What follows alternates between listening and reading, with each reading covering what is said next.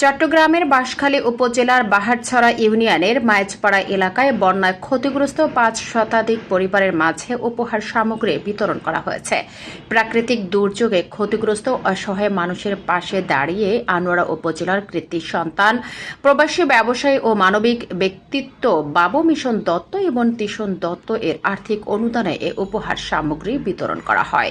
স্থানীয় স্বেচ্ছাসেবী সংগঠন আলী আকবর সুমনের টিম সার্বিক ব্যবস্থাপনায় ও সহযোগিতায় বন্যা কবলিত ৫ শতাধিক পরিবারের হাতে প্রয়োজনীয় উপহার সামগ্রী পৌঁছে দেয়।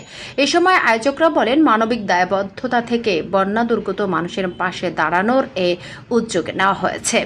দুর্যোগে ক্ষতিগ্রস্ত পরিবারগুলোর কষ্ট কিছুটা লাঘব করাই এই কার্যক্রমের মূল উদ্দেশ্য। ভবিষ্যতেও অসহায় মানুষের কল্যাণে এ ধরনের মানবিক কার্যক্রম অব্যাহত থাকবে বলে তারা আশাবাদ ব্যক্ত করেন। উপহার পেয়ে উপকারভোগী পরিবারগুলো আয়োজকদের প্রতি কৃতজ্ঞতা প্রকাশ করেন এবং এমন মানবিক উদ্যোগকে সময়োপযোগী ও প্রশংসনীয় বলে উল্লেখ করেন।